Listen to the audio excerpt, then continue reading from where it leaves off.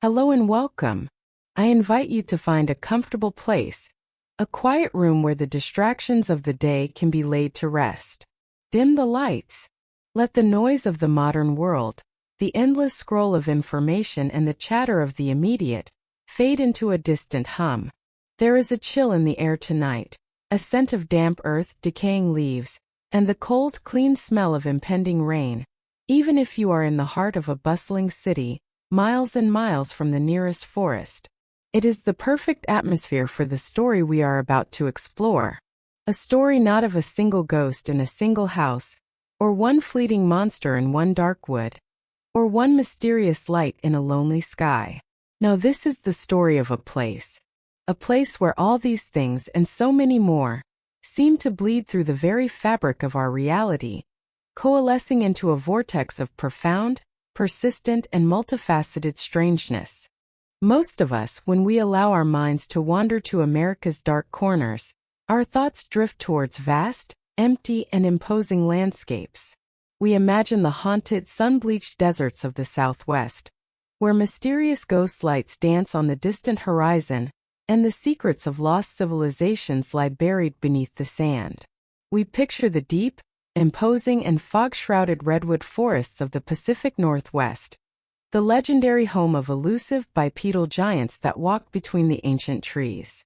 We instinctively think of strangeness as something that happens out there, on the fringes of civilization, in the blank spaces on the map, far from the concentrated, brightly lit pulse of modern life. But our story tonight, our very long journey, takes us to one of the oldest, most thoroughly settled, and most densely populated parts of the entire nation, the unassuming landscape of southeastern Massachusetts. Here, nestled uncomfortably between the relentless, outward push of Boston's urban sprawl and the quaint tourist-filled seaside charms of Cape Cod, lies an area of approximately 200 square miles. Looking at it on a map, it appears utterly unremarkable. It is a patchwork of sleepy colonial towns with their iconic white church steeples, sprawling modern suburbs with neatly manicured lawns and cul-de-sacs, and tangled, stubborn woodlands and wetlands that refuse, with an almost willful defiance, to be fully tamed.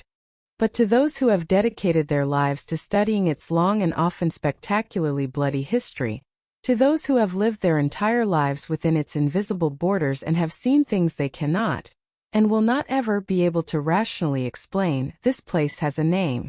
It is a name whispered with a mixture of fear, fascination, local pride, and morbid reverence. They call it the Bridgewater Triangle. The name itself is relatively modern, a piece of 20th century terminology for a phenomenon centuries old. It was coined in the 1970s by the pioneering and legendary cryptozoologist and paranormal investigator Loren Coleman, a man who dedicated his life to charting the world's hidden mysteries and connecting the disparate dots of high strangeness. He needed a term, a handle, to encapsulate the sheer, overwhelming density of bizarre phenomena that seemed to be pathologically concentrated within this specific zone. He drew a rough triangle on the map of Massachusetts, its points at the towns of Abington in the north, Rehoboth in the southwest, and Freetown in the southeast. And within its sprawling boundaries lie towns whose very names echo with the weight of colonial history: Bridgewater, East Bridgewater, West Bridgewater, Middleborough, Raynham, Taunton, Easton, Norton, Seekonk. Together, they form what is arguably America's most intense, most diverse, and most relentlessly active paranormal hotspot. I want you to pause and truly consider the implications of that statement. The Bermuda Triangle, for all its global fame, is known primarily for one thing: mysterious disappearances of ships and planes. Loch Ness is famous for one elusive creature. Skinwalker Ranch in Utah is a phenomenal nexus of activity, but it's a contained, privately owned property, a laboratory of the weird. The Bridgewater Triangle, however, is an open-air, public, all-inclusive resort for the bizarre. For more than 3 centuries, this small patch of New England has been the reported site of everything from spectral, vanishing phantom hitchhikers on lonely highways, to giant pterodactyl-like birds that are said to blot out the moon. It's a place where ordinary, sober residents and seasoned, skeptical police officers have reported terrifyingly close encounters with hairy bipedal beasts straight out of Sasquatch lore. It's a place where those same hardened police officers have chased silent, colossal, triangular UFOs through the cold night sky, their official reports reading like pages from a science fiction novel. It is a place of sacred Native American burial grounds that locals will tell you, in hushed tones, that they should never have been disturbed. It is a place of documented, shadowy cult activity and brutal, ritualistic crime that feels torn from the darkest of horror films, but is tragically real. And at its core, it is a place that holds a sprawling primeval swamp, a vast wetland that seems to be the dark, beating, and perhaps malevolent heart of it all. The sheer, breathtaking variety of the phenomena is what truly sets the triangle apart from any other paranormal hotspot on Earth. It's as if a psychic fault line runs deep beneath the soil here, a fundamental crack in the skin of the world, allowing all manner of paranormal energy, from every conceivable category of the unknown, to seep to the surface and interact in unpredictable ways. But the ultimate question remains, the question that looms over every strange tale and every hushed account. Why? Why here? Why this specific unassuming patch of land in southeastern Massachusetts? Is it some undiscovered geological anomaly? A quirk in the planetary crust that warps reality? Is it a lingering, powerful curse? An echo of profound historical trauma born from a bloody and forgotten war? Or is it something more subtle, something woven into the very fabric of American folklore? A story that has been told so many times, with such unwavering conviction, that it has taken on a terrifying and tangible life of its own? To even begin to answer that question, to understand the triangle in any meaningful way, we must first journey to its heart. And its heart is a place that had a name and a reputation long before the first white settlers ever set foot on its soil. Its heart is a place called the Hockomock Swamp. Part 1. The place where spirits dwell. The Hockomock Swamp sits at the geographical center of the Bridgewater Triangle, a vast 17,000-acre freshwater wetland that is, in many ways, a world unto itself. Today, it is officially designated as a National Natural Landmark, but that sterile scientific designation does absolutely no justice to its palpable character. This is not a tranquil nature preserve. This is a labyrinth of stagnant, rust-colored water, stained the color of old blood by the tannins leaching from the cedar trees. It is a maze of twisted, gnarled swamp maples and ancient cedars draped in thick green moss, their branches reaching down like skeletal fingers. It is a landscape choked with thick, thorny briars that tear at your clothes and skin, and dominated by treacherous, sucking mud that can swallow a hiker's boot whole, and legend says has swallowed men. It is a place that is dangerously, deceptively easy to get lost in, and terrifyingly hard to emerge from.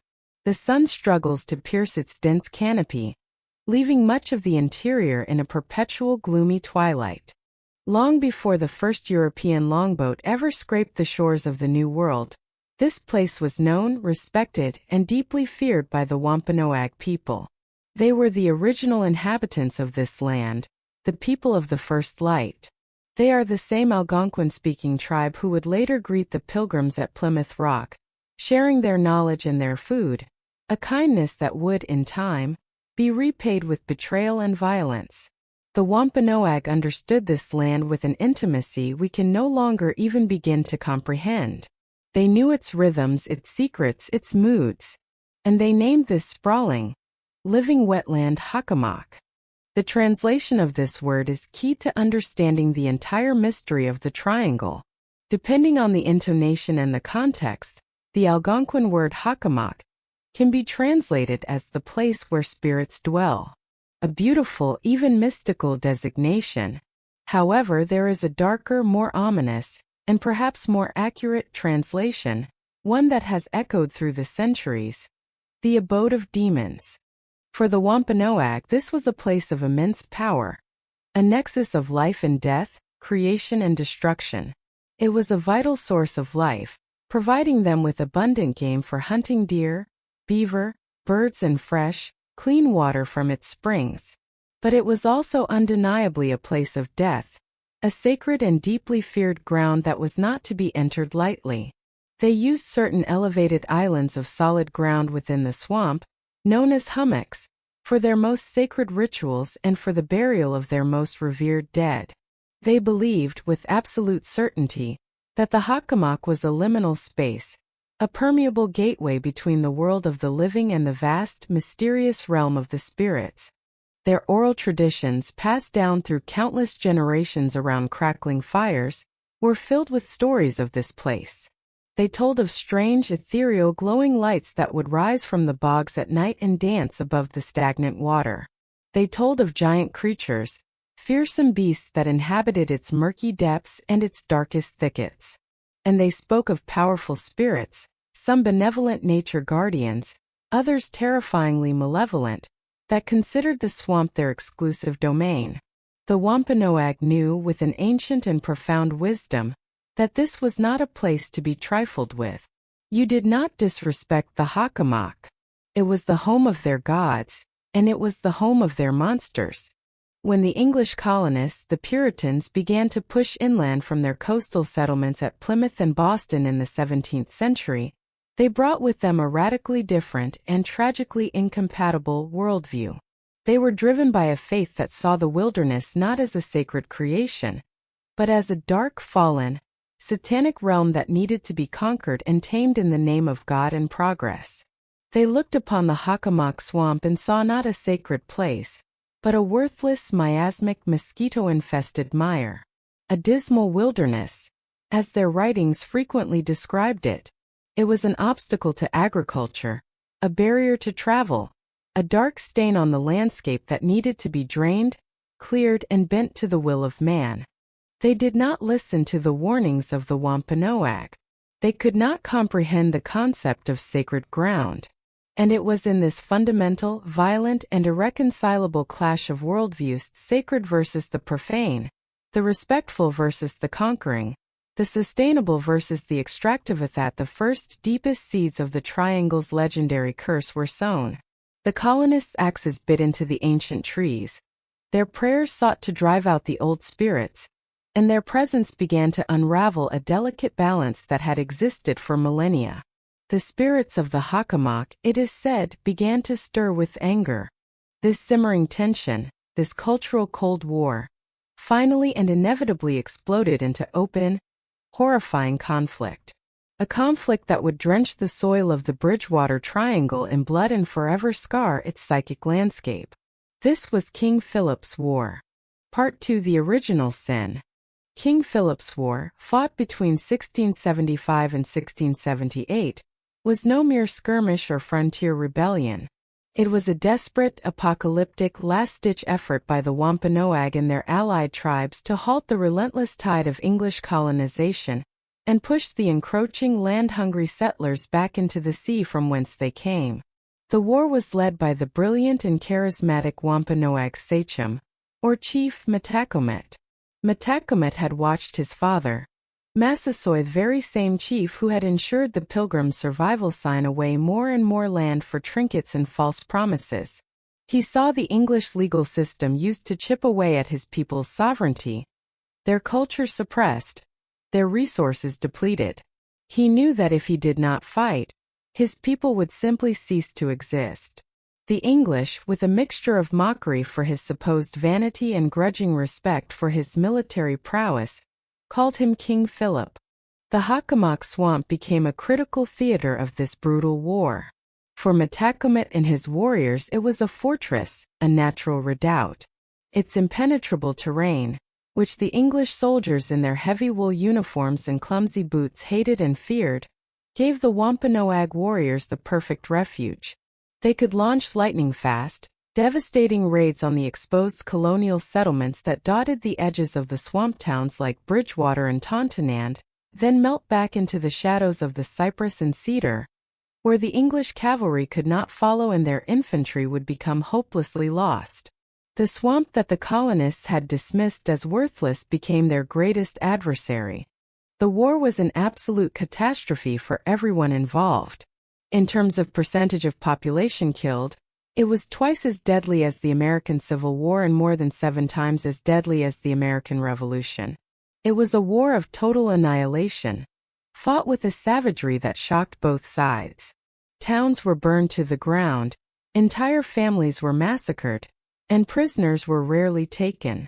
But in the end, the colonists' superior numbers, their endless stream of reinforcements and supplies from England, and their brutal tactics of targeting the Wampanoag's winter food supplies, proved decisive. The war effectively ended in August of 1676 with Metacomet's defeat and death.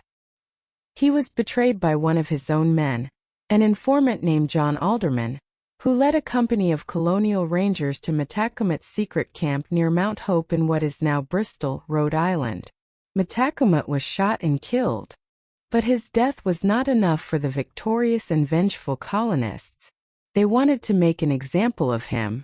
They wanted to obliterate his memory and terrorize any surviving Native Americans into permanent submission. In an act of symbolic brutality that echoes to this day, Metacomet's body was desecrated. He was beheaded and then quartered. His head was impaled on a high pike and displayed outside the fortified walls of Plymouth for an entire generation. 25 long, grim years, a gruesome, rotting trophy of colonial victory, a daily warning to all of the price of resistance. His wife and his 9-year-old son were captured, put on a ship, and sold into the brutal, life-destroying sugar plantation slavery of the West Indies. They were never heard from again. The Wampanoag Nation was shattered, its people killed, scattered, or forced into servitude. According to local legend, a legend that has persisted with unwavering conviction for over 300 years, with the war lost and their great leader so horribly desecrated, the surviving Wampanoag elders gathered in secret at a sacred meeting place within the Bridgewater Triangle, a large, flat-topped, glacially deposited boulder known today as Anawan Rock, itself a site of many strange reports. There, it is said, they laid a powerful and terrible curse upon the land. A curse of vengeance. But not just on the colonists who had destroyed their world. They cursed the very ground they had fought and died for, the land that had been stolen from them. They cursed the Hockomock Swamp, and all the surrounding lands, to be a place of eternal strangeness and sorrow. A place where the balance of nature would be forever disturbed. A land that would never again know true peace. A place where the spirits would be forever restless, and where the new inhabitants would live in a state of perpetual low-grade fear, forever haunted by the ghosts of the land's bloody past. Whether you believe in the literal supernatural power of curses or not is, in some ways, irrelevant. What is an undeniable historical fact is that from this point forward, the written and oral accounts of inexplicable phenomena, of monstrous apparitions, of spectral figures, and of profound misfortune in the region began to multiply exponentially. The place where spirits dwell began to live up to its ancient name in ways that would terrify its new inhabitants for generations to come.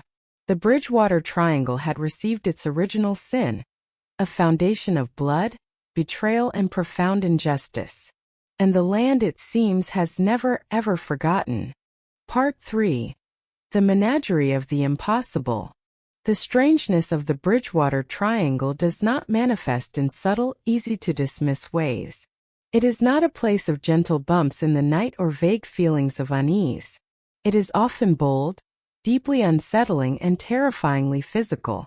To truly understand its formidable reputation, we must now take a detailed tour of the bizarre, to open the case files and catalog the impossible things that are said to walk, crawl, and fly through its haunted spaces.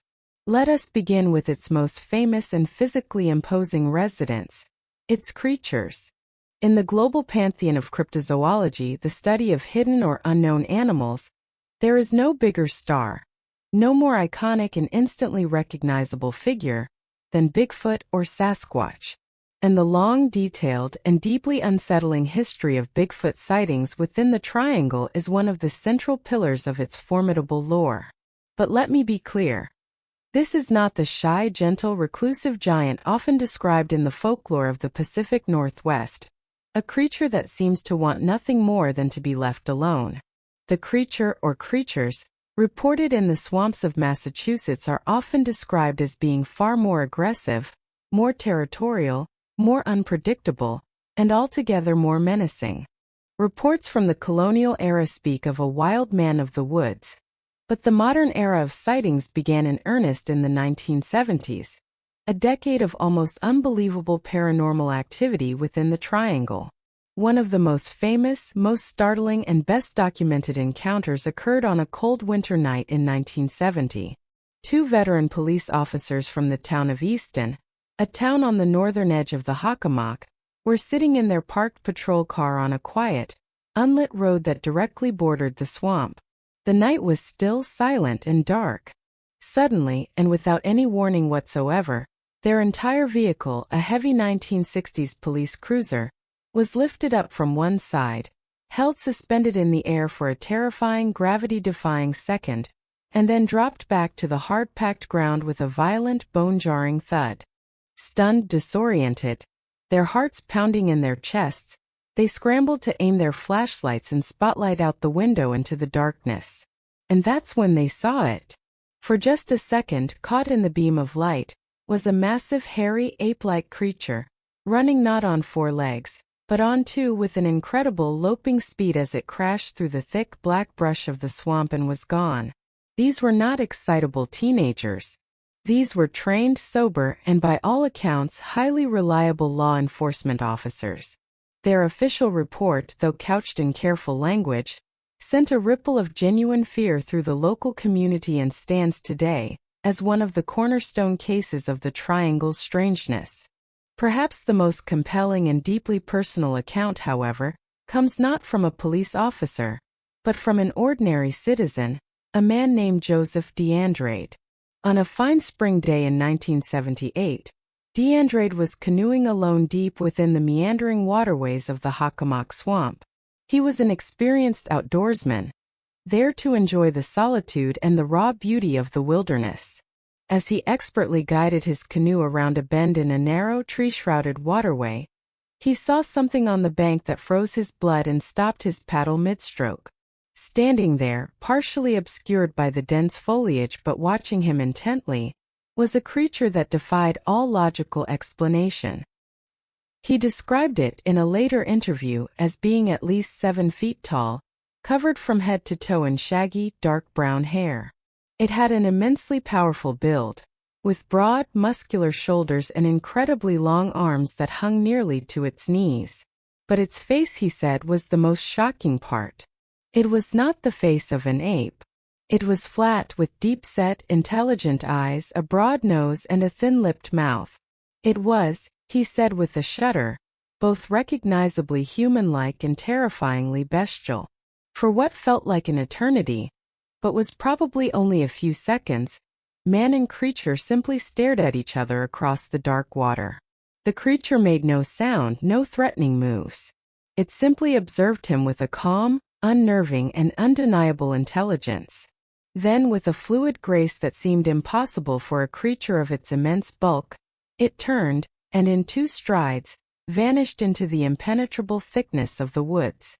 Joseph DeAndrade's story is notable for its clarity, his calm and credible demeanor, and his unwavering conviction over the more than 40 years since the encounter.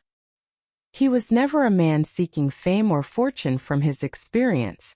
He was a private citizen, a family man, reporting something that had profoundly and permanently shaken him to his very core.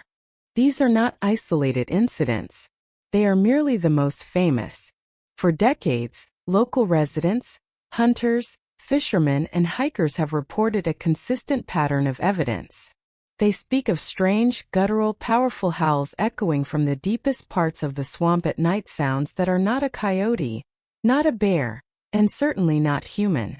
They have found massive, unidentifiable, 5-toed tracks pressed deep into the mud near the swamp's edge, tracks that suggest a bipedal creature of immense weight. And countless people have had those same fleeting, heart-stopping peripheral glimpses of a large, dark, upright shape moving just at the edge of their vision. A shape that is there 1 second and gone the next, leaving behind only the rustle of leaves and a lingering sense of dread. The Bigfoot sightings are so deeply and consistently ingrained in the local culture that the creature has its own distinct regional identity, a true flesh-and-blood monster of the Massachusetts swamps. But the hairy hominids, as if their presence alone weren't enough to secure the Triangle's reputation, are far from alone. The skies of the Bridgewater Triangle are said to be home to their own menagerie of impossible and often terrifying monsters. The most spectacular and the most legendary of these are the Thunderbirds. Imagine this scene. It's a humid, sticky summer night in 1971, in the town of Norton. A respected and highly decorated police sergeant named Thomas Downey is driving his cruiser home after a long, grueling shift. As he navigates a dark, lonely, tree-lined road, something in the glare of his headlights makes him slam on the brakes, his patrol car screeching to a halt. Standing in the middle of the road, utterly unfazed by the car, is a bird. But this was no owl, no heron, no turkey vulture. He described it in his official report as being impossibly, unnaturally immense. He estimated its height as it stood there at over 6 feet tall with dark, ragged feathers. Its wingspan he could only guess had to be between 8 and 12 feet from tip to tip. It was a creature, he stated unequivocally and with the conviction of a man who trusts his own eyes, that looked exactly like a pterodactyl. A living, breathing, terrifying relic from a prehistoric age. Before he could fully process what he was seeing, before he could even reach for his radio, it took flight. It didn't scurry or flap frantically. It took off with a slow, powerful, deliberate beat of its enormous wings, a sound he later described as being like sails in the wind. It rose above his car, its massive shadow momentarily blotting out the stars, and disappeared into the blackness of the night. Sergeant Downey's official report was, predictably, met with widespread ridicule from the regional press. The story was treated as a joke. But Downey was a credible, sober, decorated witness, a law enforcement officer with over 2 decades of distinguished service and absolutely nothing to gain from fabricating such a wild, career-damaging story. He stood by his account, defiantly and without alteration, until the day he died. And he wasn't the only one. Multiple independent witnesses throughout the highly active decade of the 1970s reported seeing impossibly large, dark-colored, leathery-winged birds soaring over the Triangle. These modern accounts echo with chilling and startling precision the ancient Native American legends of the Thunderbird. The Thunderbird was a powerful supernatural spirit bird, sacred to many tribes across North America, including the Algonquin people of New England. It was said to be a creature of immense power, a bringer of storms, creating thunder with the beat of its giant wings and shooting lightning from its eyes. Could these modern sightings be gross misidentifications of the great blue heron, a large bird common to the area? Perhaps. But the sheer size, the leathery appearance, and the prehistoric features reported by witnesses time and time again strains that simple rational explanation to its absolute breaking point. As if giant apes and prehistoric birds weren't enough to populate this strange realm, the swamp itself is said to be home to another category of cryptid, giant snakes. In the 1930s, and then again with a flurry of sightings in the 1970s, reports surfaced of snakes of incredible and terrifying size. Local newspapers from the era contain accounts from frightened witnesses, describing snakes as thick as a grown man's thigh, or as a stovepipe, and well over 15 feet long, slithering through the marshes and even being seen crossing local roads, a sight that caused cars to swerve and stop in disbelief. And finally, to complete this menagerie of the monstrous, we have the phantoms. Add to this catalog the chilling recurring reports of phantom black dogs with fiery glowing red eyes. This is a classic hellhound archetype from European folklore, a harbinger of death and misfortune, that seems to have immigrated to the New World and taken up residence with a particular fondness for the triangle's lonely back roads. And then there are the Pukwudgies, drawn from the deepest wells of Wampanoag folklore. These are described as small 2 to 3 foot tall, troll-like or gnome-like creatures with smooth gray skin, large noses and long fingers. In some ancient legends they are merely mischievous tricksters playing pranks on humans. But in the specific legends of the Bridgewater Triangle, they are said to have turned malevolent after the arrival of the colonists. They are described now as genuinely evil, known for luring unsuspecting travelers off the woodland paths to their doom, pushing them from cliffs, attacking them with small knives, or shooting them with poison-tipped darts. Sightings of these small, menacing humanoid figures are still reported today, a direct and disturbing link to the area's most ancient traditions of fear. This astounding concentration and sheer variety of cryptids is one of the key things that makes the Bridgewater Triangle so utterly unique in the world of the paranormal. It's a place where multiple disparate myths from different cultures and different eras seem to coexist and thrive in a shared, haunted landscape. But the strangeness isn't just confined to the biological, to the things of flesh and blood that might be hiding in the woods. It also comes from much, much further away. Part 4: The Visitors. While the creature sightings connect the Bridgewater Triangle to ancient folklore, to the wild, untamed unknown of our own planet, its long and incredibly detailed history with unidentified flying objects connects it directly to the anxieties, the hopes, and the wonders of the modern technological age. The UFO phenomenon here is not a recent development, not a product of post-Roswell hysteria or the latest science fiction trends. It has been a consistent, defining feature of the Triangle's high strangeness for well over a century, evolving with our own understanding of technology and the cosmos. One of the earliest and most intriguing documented sightings occurred long before the term flying saucer was ever coined, at a time when the very idea of flight was still a dream for all but a few visionaries. In the year 1898, multiple residents in the town of Lakeville, a town sitting squarely on the edge of the triangle, reported seeing a mysterious airship. They described it in local newspaper accounts as a dark cigar-shaped craft, adorned with brilliant, flashing multicolored lights, moving silently and deliberately through the cold night sky. This was in 1898.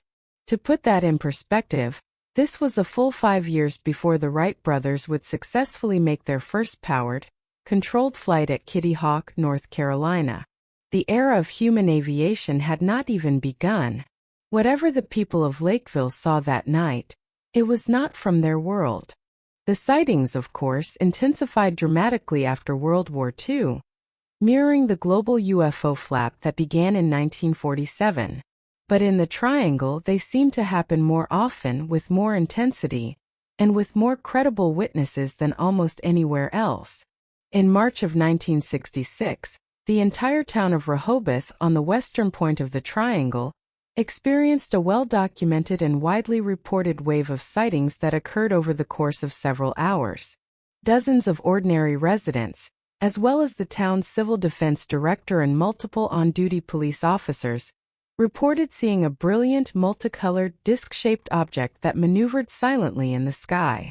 It was seen to hover motionless for long periods, then shoot off at impossible speeds, making sharp, non-ballistic right-angle turns that defied all known principles of aerodynamics and physics.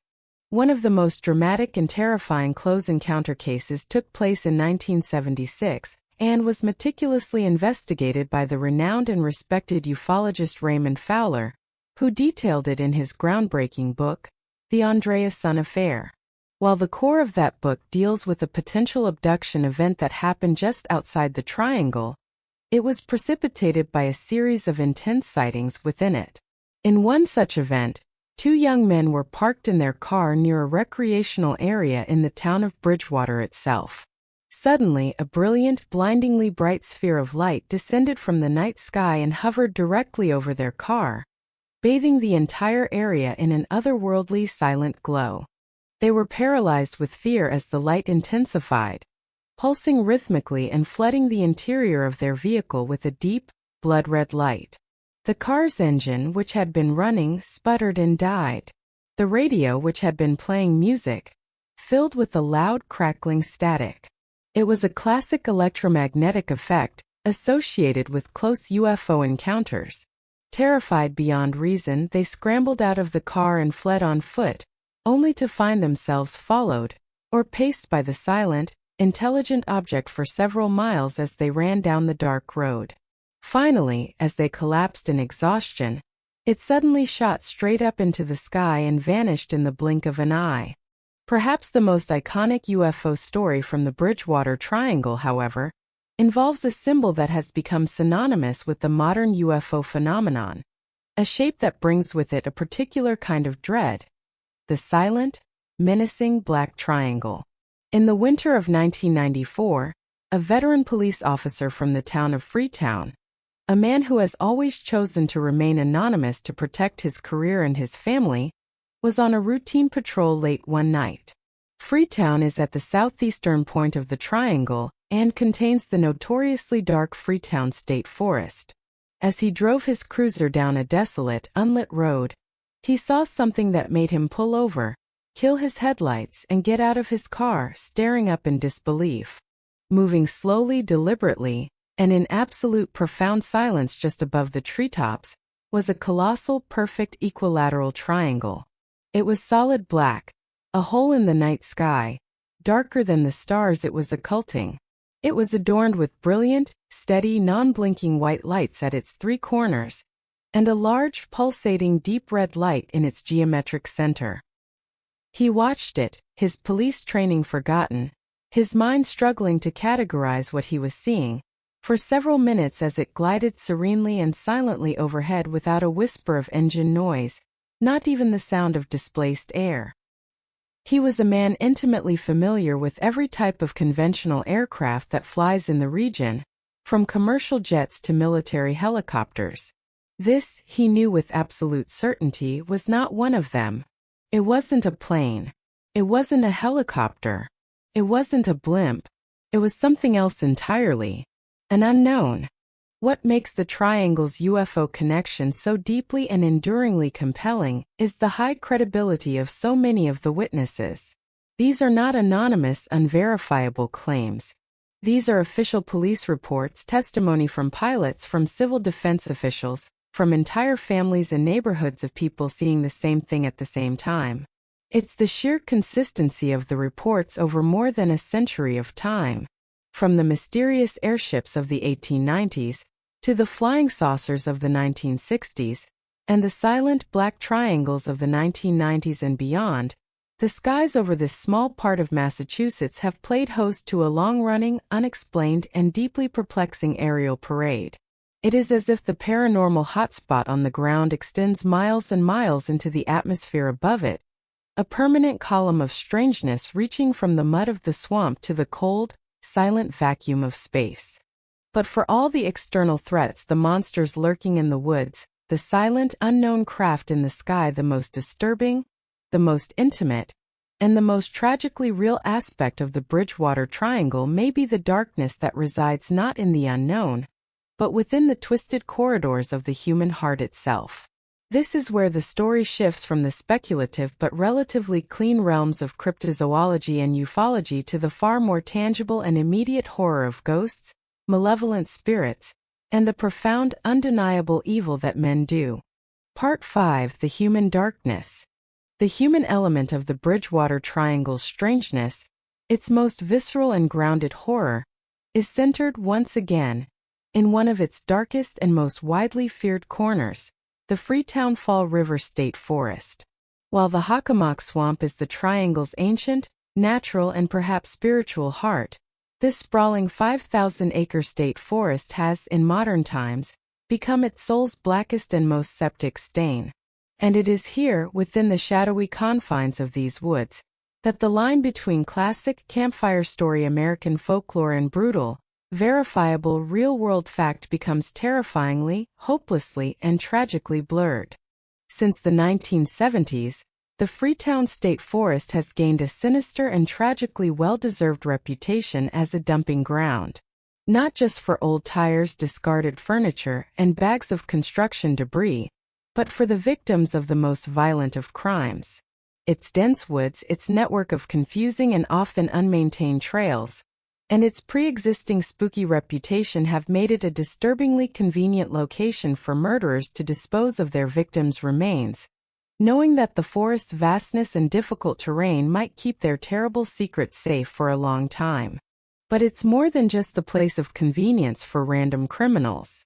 It has a reputation for attracting a specific kind of darkness.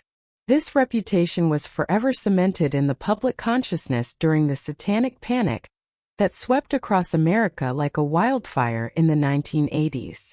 While much of that nationwide panic was later shown to be media-driven hysteria and unfounded rumor, in the Freetown and Fall River area, local and state police believed there was a terrifyingly real and organized basis for the fear.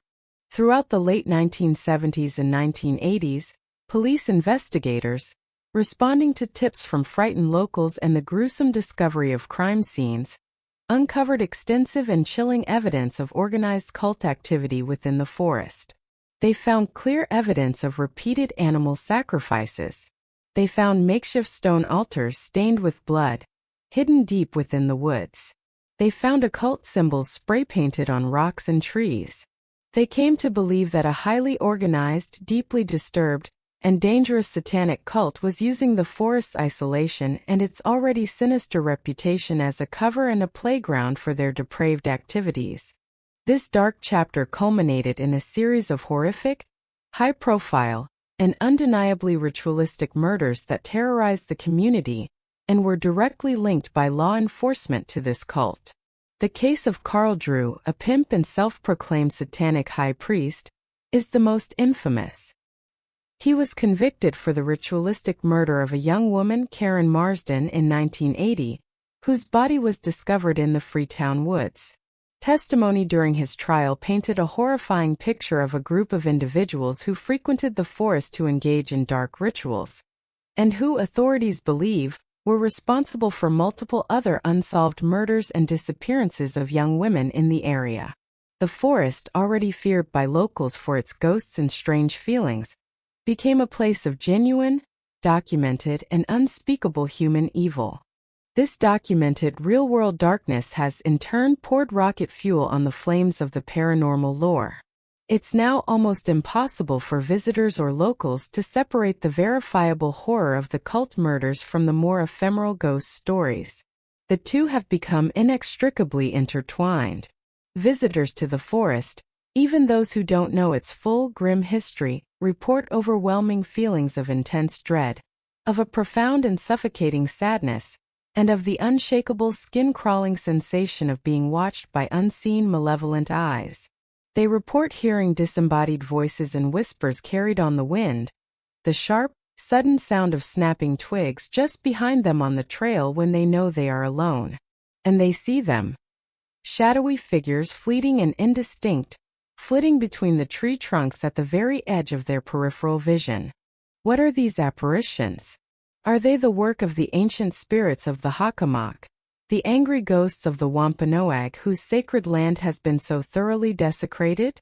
Are they the tormented, lingering residual energy of the murder victims, their trauma forever imprinted on the landscape? Or is it simply the overactive imaginations of people who have stepped into a place that they know has a history of profound darkness? In the Bridgewater Triangle, these possibilities are not mutually exclusive. They feed and amplify one another, creating a feedback loop of fear and legend that grows stronger with each passing year. But the Freetown State Forest isn't the only place where human spirits are said to linger in sorrow, confusion, and sometimes terror. The entire triangle is rife with classic, chilling, and enduring ghost stories. The most famous and most frequently reported is that of the phantom hitchhiker of Route 44. This lonely, often dark, two-lane stretch of road, which runs through the triangle towns of Rehoboth and Seekonk, has been the site of a recurring phantom apparition for decades, with reports dating back to the 1940s. The story varies slightly in the telling, as all good ghost stories do, but the core elements are always uncannily the same. Drivers, almost always traveling alone late at night, report seeing a man standing on the dark shoulder of the road. He is consistently described as being of average height, with reddish or brown hair, and wearing a plaid flannel shirt and work pants. He has his thumb out, silently, desperately looking for a ride. When a good Samaritan, concerned for the man's safety on the dark road, pulls their car over to offer assistance, one of two things happens. In some accounts, as the car slows to a stop, the man simply vanishes into thin air before their very eyes. But in the more disturbing, more detailed, and more widely reported versions of the tale, he opens the passenger door, gets into the car, and sits silently for a moment. Then, just as the driver begins to ask him where he's going, the phantom lets out a short, sad, hollow laugh, a sound that chills the driver to the bone.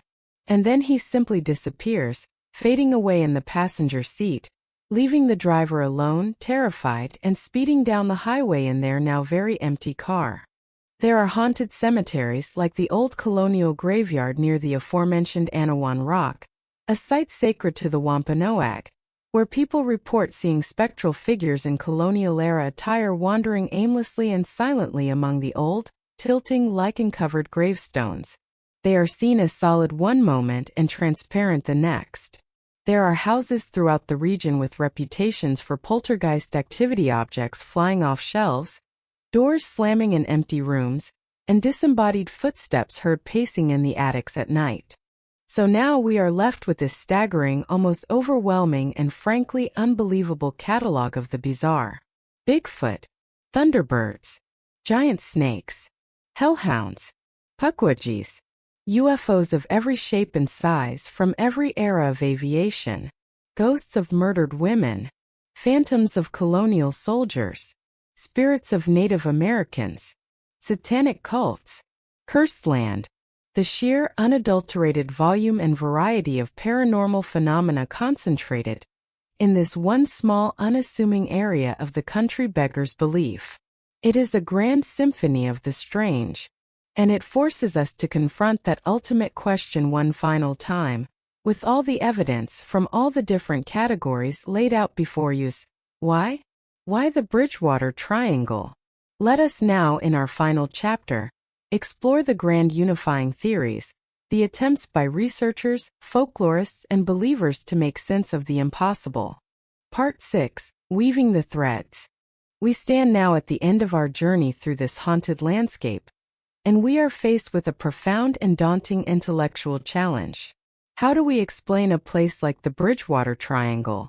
How can one small area be the epicenter for so many different, seemingly unrelated, types of paranormal phenomena?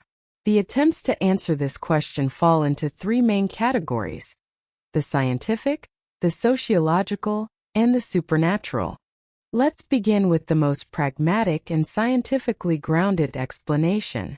This theory posits that the cause is not in the sky, or in the spirit world, but in the ground beneath our feet. It is the geological theory. Some researchers, including the late, great paranormal investigator John Keel, have noted that many of the world's most intense paranormal hotspots, or window areas, seem to be associated with unusual geological features, particularly significant magnetic anomalies. The Bridgewater Triangle fits this pattern.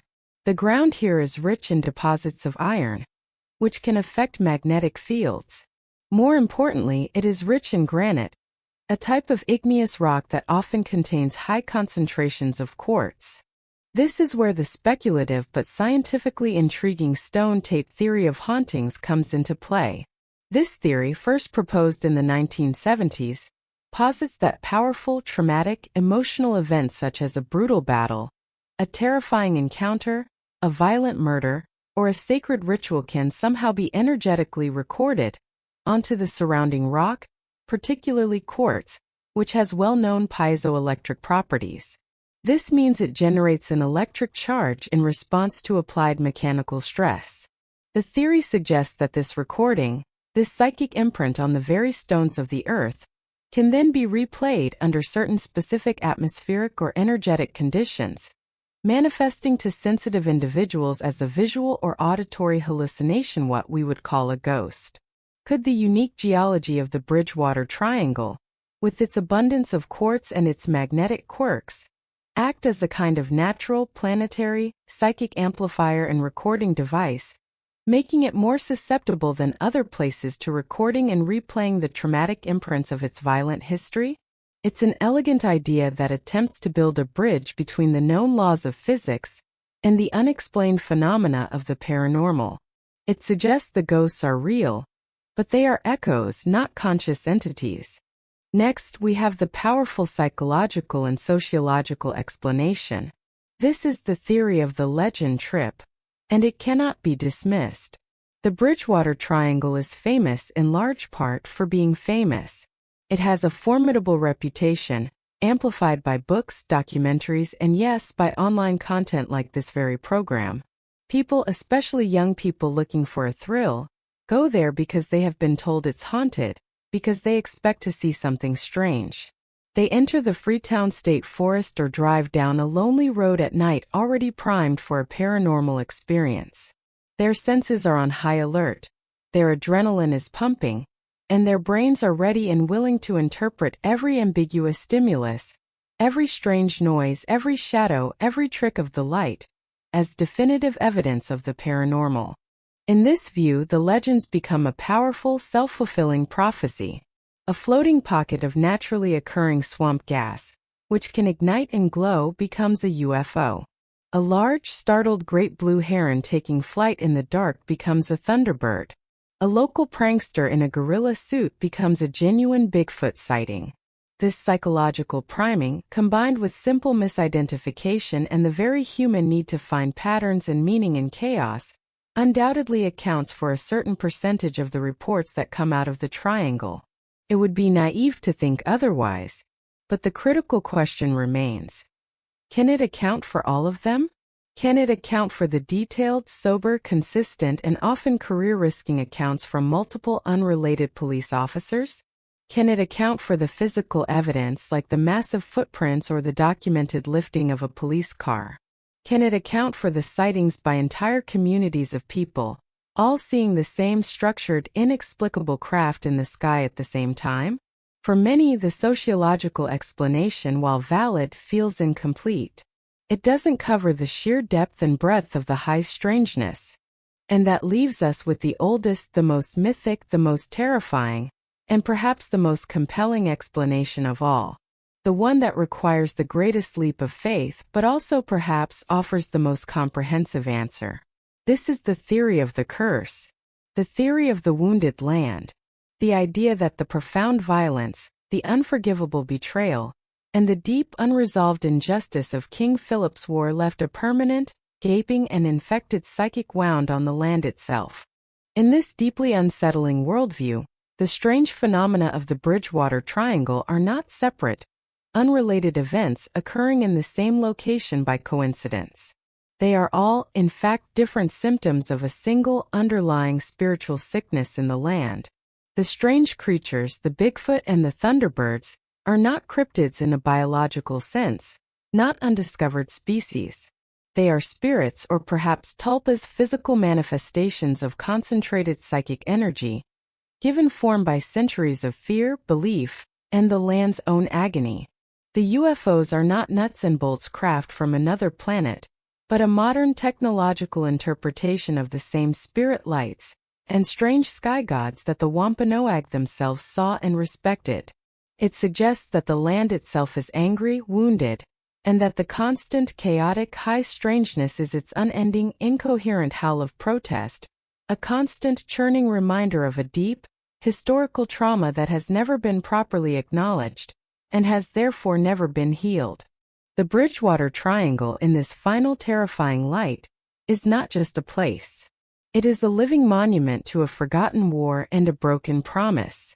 It is the very soul of dark American folklore, still bleeding through the cracks of our rational modern world. Conclusion.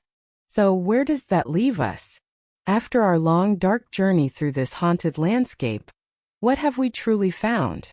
Perhaps it leaves us standing metaphorically at the edge of the Hockomock Swamp as the last light of dusk finally surrenders to the night. The air grows cold and damp. The shadows of the gnarled, ancient trees lengthen and merge, swallowing the world in an inky blackness.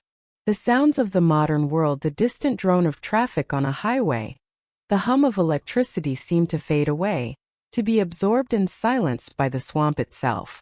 They are replaced by the primeval, eternal chorus of the wilderness, the hypnotic chirping of crickets, the deep, resonant croak of a bullfrog, and the sudden heart-stopping rustle of unseen things moving in the deep, dark, and watchful undergrowth. The Bridgewater Triangle is more than just a collection of spooky stories to be told around a campfire for a cheap thrill. It is a complex, living, breathing, and profoundly American mystery. It is a place where verifiable, brutal history, enduring and powerful folklore, and genuine, inexplicable phenomena collide, merge, and become so thoroughly intertwined that they are impossible to untangle. It defiantly resists any single, easy categorization or explanation. To dismiss it all as simple misidentification, folklore, and mass hysteria feels like a profound and arrogant injustice to the sheer, overwhelming volume and consistency of the testimony from credible, rational people over the course of more than 300 years. And yet, to accept every single story at face value requires a leap of faith into a world where all monsters are real, a leap that many of us are, quite understandably, unwilling or unable to take.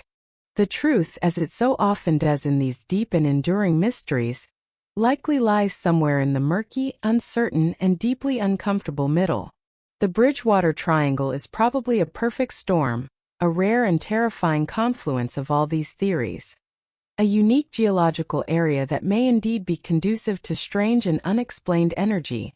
A place with a dark, violent, and deeply traumatic history that has stained the very soil with blood and sorrow, and a powerful living culture of storytelling that has kept the legends alive, attracting both genuine paranormal phenomena and human interpretation in equal, inseparable measure. What is absolutely certain is that the Bridgewater Triangle remains one of the world's great modern enigmas, a place on the map where the border between our brightly lit, well-ordered world and somewhere else feels dangerously, intoxicatingly, and terrifyingly thin. It is a powerful testament to the fact that even in our hyper-connected, scientifically minded, and supposedly enlightened age, there are still pockets of deep shadow, places where the old magic, the old gods, and the old fears stubbornly, and perhaps triumphantly persist. The spirits of the Hockomock, it seems, are still there. The land still remembers. And within the dark, tangled, and haunted heart of the Bridgewater Triangle, it seems anything, absolutely anything, is possible. Thank you for venturing with us on this long and deep journey into the heart of America's most haunted territory. The stories of the Bridgewater Triangle are endless, a bottomless well of the strange, and even in this extended exploration, we have only been able to scratch the surface. If you've enjoyed this deep dive into this unique paranormal hotspot, please consider subscribing to our channel and sharing this journey with a fellow seeker of the strange. In our next episode, we will step back into the realm of pure documented true crime and historical mystery, leaving the haunted woods of America behind for a lonely, isolated, and snow-covered farmstead in 1920s Germany, as we attempt to piece together the clues and solve one of that nation's most chilling, brutal, and enduring cold cases, the horrific unsolved murders at Hinterkaifeck. What are your own thoughts on the Bridgewater Triangle? Do you believe it's a curse, a geological anomaly, a magnificent product of folklore, or something else entirely? Have you ever experienced anything strange in a place that felt different? A place with an atmosphere? Share your theories, your ideas, and your own stories in the comments below. We would love to read them. Until next time, be careful which lonely roads you choose to travel down. You never truly know who or what might be looking for a ride.